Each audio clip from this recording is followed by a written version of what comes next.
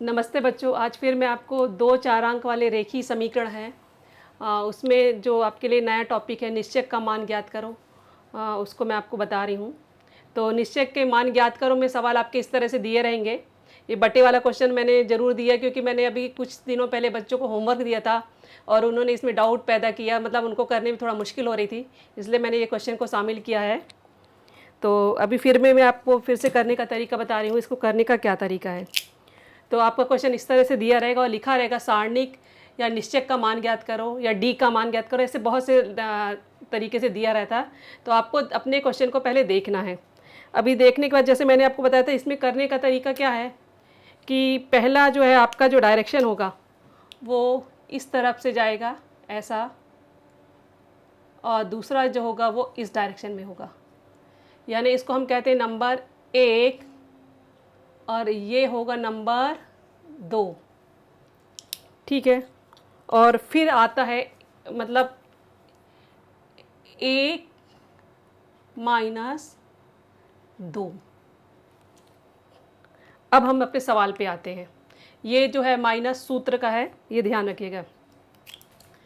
आप जैसे 6 × 7 भी कर सकते हैं, 7 × 6 भी कर सकते हैं, गुणा है तो किसी भी संख्या को हम ले सकते हैं। यहाँ हम बराबर का निशान लिखेंगे।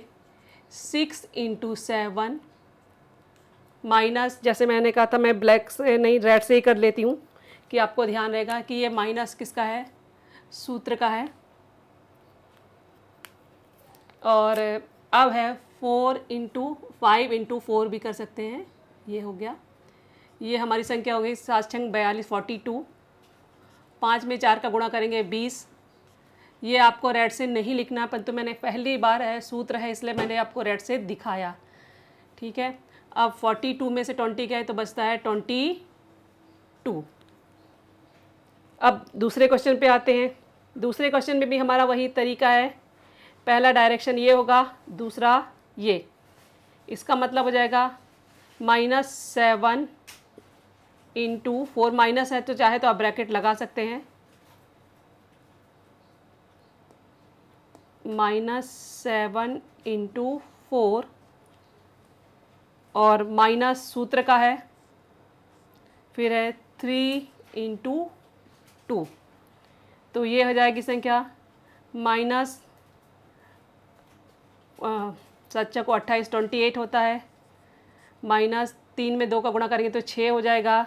अब दोनों संख्याएं माइनस की हैं तो माइनस और माइनस की संख्या क्या हो जाती है, आपस में जुड़ जाती हैं। तो 28 और 4 कितना हो 6 कितना होता है संख्या 34। अब हमारे मेन क्वेश्चन पे आते हैं जो बच्चों को बहुत डाउट करता है। ये बटे में है संख्या, देखिए इसको कैसे करना है। यहाँ पे जैसे मैंने कहा करने का तरीका आपका वही रहेगा, पहले प्रश्न में, दूसरे और तीसरे, सभी में कोई क्वेश्चन में तरीके में कोई चेंज नहीं होता है। गुणा करना है पहले, जैसे यही आपको मैंने बताया, फर्स्ट ये, सेकंड ये। तो पहला आपका हो जाएगा 7 × 3 × 1/2 माइनस सूत्र का, फिर है 5 × 5/3 × 3/2। ठीक है, पहले इसका इसमें गुणा, फिर इसका इसमें गुणा। अब गुणे में भी ध्यान रखना है कि ऊपर की संख्या के साथ गुणा होता है, जो बच्चे बहुत गलत कर देते हैं। ठीक है, ये पूरा इसका इसमें गुणा होगा, इसका इसमें गुणा, इसका इसमें और इसका इसमें गुणा।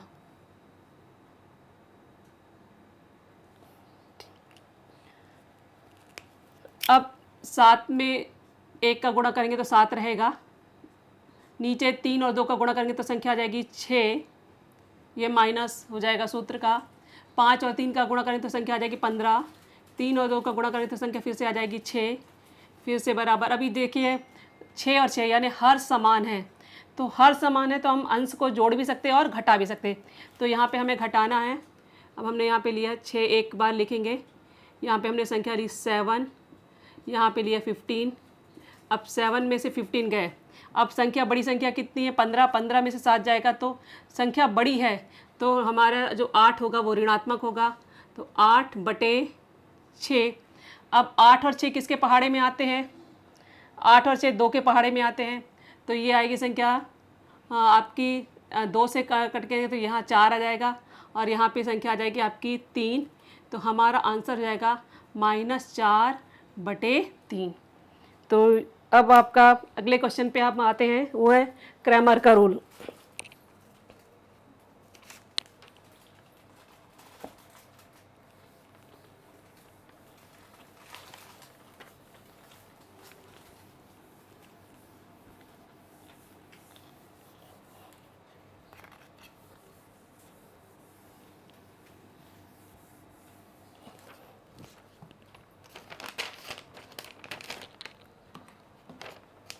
और ये जो क्वेश्चन मैं आपको बता रही हूँ वो क्रैमर का रूल को बोर्ड में बहुत ही आता है, एक्टिविटी बेस पे भी आता है, करने के बेस पे भी आता है, और ये टॉपिक ही आपके लिए नया है।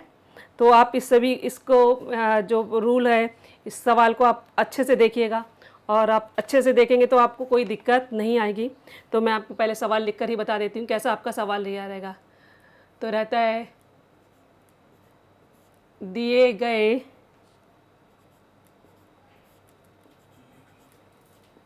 युगपत समीकरण,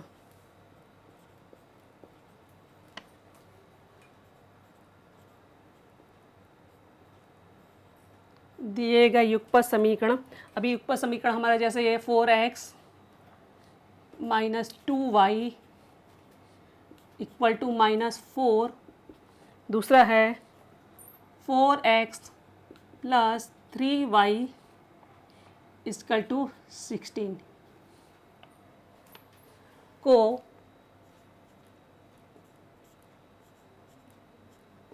क्रैमर के नियम,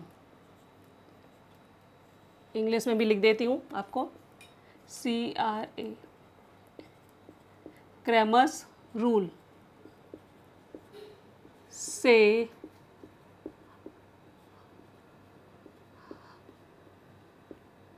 ये बहुत ही इम्पॉर्टेंट क्वेश्चन है बच्चों, इस तरह का क्वेश्चन जो आएगा। तो जैसे मैंने कहा, जो आपको क्वेश्चन दिया है पहले आपको एक के नीचे एक लिखिए, ये पहले और इसको बाद में, जैसे आपने को दिया है। तो मैंने कहा अभी आपको हॉरिजेंटल है, अभी वर्टिकल हम लिखेंगे। तो 4x - 2y = -4, 4x + 3y = 16। अब सबसे पहले हमें इसमें निकालना है डी। डी क्या होता है? डी का मतलब होता है x और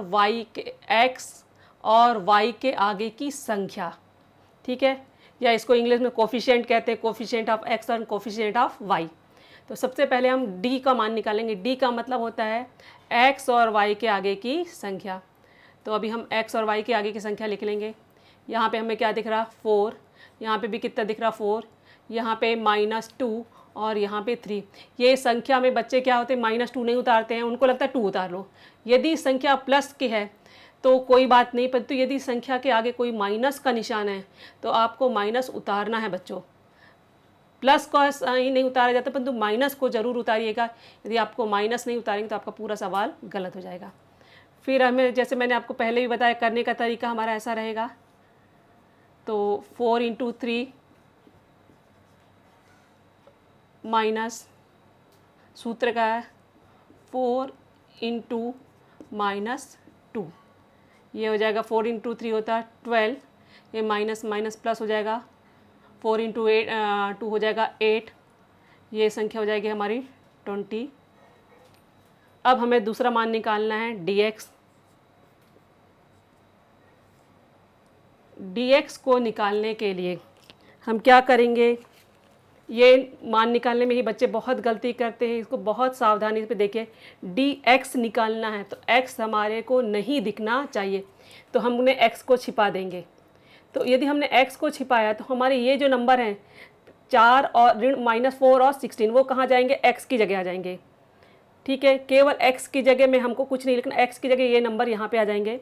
तो यहाँ पे आ जाएगा -4 16, और ये तो जो नंबर हमारा यहाँ पे दिया वो तो हम वैसे ही लिखेंगे, -2 और -2 और ये 3। फिर सेम है आपका प्रोसेस मल्टीप्लाई करने का, -4 × 3 माइनस, सूत्र का है 16 इंटू -2, ये संख्या आ जाएगी -12। ये हो जाएगी संख्या, माइनस और माइनस है तो संख्या प्लस में बदल जाती है। तो 16 में 2 का गुणा करेंगे तो 32। फिर जैसे मैंने कहा था प्लस माइनस है तो 32 में से 12 जाएगी, संख्या आ जाएगी 20, क्योंकि 32 का निशान बड़ा है। अब हम अगला निकालेंगे, हमने dx निकाल लिया, अब हमें निकालना है dy।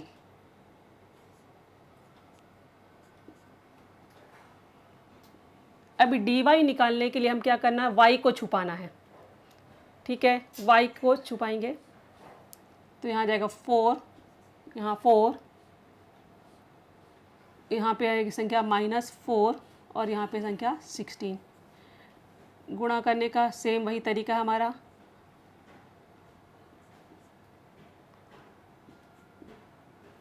फोर इंटू 16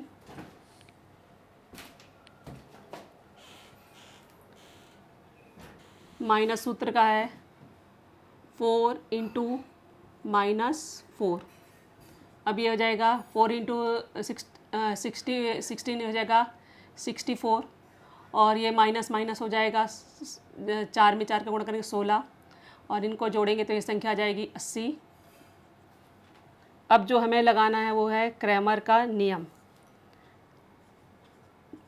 क्या होता है, तो क्रैमर के नियम, अभी हमारा यहाँ पे लगेगा क्रैमर का नियम। तो क्रैमर का नियम जो होता है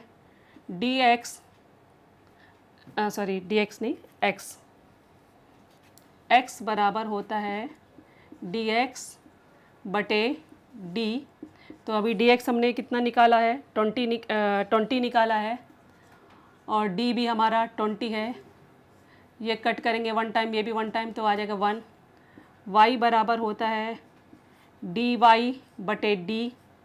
तो हमारा y का dy की वैल्यू है 80/20। 20 से ये जाएगा 4 टाइम्स, ये आ जाएगा 4। तो दिए गए समीकरण का हल, दिए गए समीकरण का हल, तो क्या है जाएगा, पहले x लिखा जाता है बाद में y, तो 1 और 4। ये तो हो गया, पर यदि आपको जांच करना है तो आप इसको जांच करके भी देख सकते हैं। ठीक है, मैं आपको यहाँ पे जांच भी बता देती हूँ। हमने ये x और y की वैल्यू निकाल ली है, अभी हम जांच आपको बता देते हैं कि जांच कैसे करेंगे। हालांकि इस जांच की ज़रूरत नहीं होती है, केवल मैं आपको आंसर मालूम होने के लिए आपको ये तरीका बता रही हूँ। तो अभी इन दोनों समीकरण में किसी में भी रख करके हम जांच कर सकते हैं। तो मैं सोचती प्लस वाला लेती, क्योंकि प्लस वाले में गलतियाँ थोड़ा कम होती हैं। तो 4x + 3y = 16।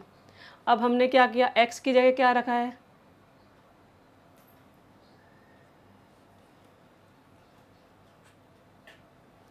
x की जगह हमको रखना है 4 × 1। अब y की जगह क्या है, 3 × 4। ठीक है, 4 × 1 हो जाएगा 4, 3 × 4 हो जाएगा 12, और 12 + 4 होता है 16, और 16 ऑलरेडी हमारा गिवन है। तो ये क्रैमर से का रूल है, जिससे हम जांच भी कर सकते हैं। इस जांच की हमें कोई ज़रूरत नहीं है बच्चों। ठीक है, तो अभी भी आपको यदि कोई डाउट है तो आप मेरे चैनल में मुझे कमेंट्स करके बता सकते हैं, और अच्छा लगे तो आप इसे लाइक करिए, सब्सक्राइब करिए। थैंक यू बच्चों।